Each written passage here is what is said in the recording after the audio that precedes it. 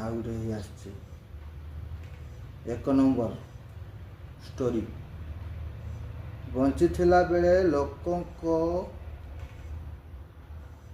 ଲୋକ ଏଠି କଷ୍ଟ ଦେବା ଆଉ ମରିଗଲା ପରେ ଲୁହ ଗଡ଼ାଇବେ। ସତରେ ଜାଗା ମଣିଷର ଏମିତି ଅଭିନୟକୁ ବୁଝିବା ବହୁତ କଷ୍ଟ।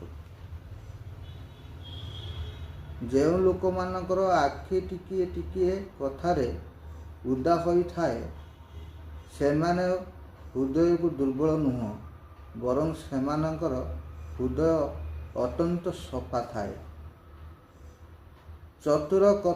ଚତୁରତାର ଯୁଗ ଚାଲିଛି। ଆକାରଣେ ସତ୍ୟଧିକ ଭଲ ଦେବାକୁ ଚେଷ୍ଟା କରନ୍ତୁ ନାହିଁ।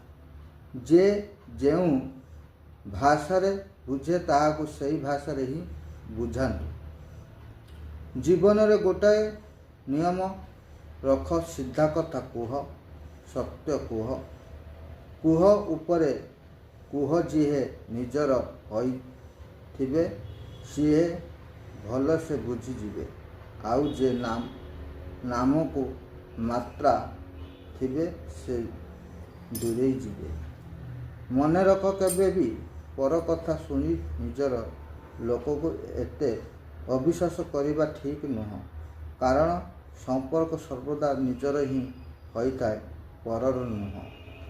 ମଣିଷ ଭଲ ହିଁ ଖରାପ ନିଜ ଗୁଣ ପାଇଁ ନୁହେଁ, ବରଂ ଅନ୍ୟର ଆବଶ୍ୟକତା ଅନୁସାରେ ହୋଇଥାଏ।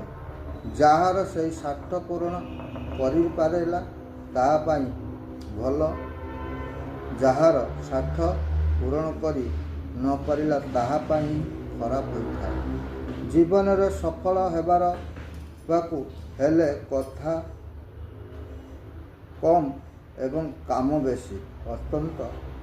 କାରଣ ଦୁନିଆ ଶୁଣିବା ଅପେକ୍ଷା ଦେଖିବାକୁ ବେଶୀ ପସନ୍ଦ କରେ।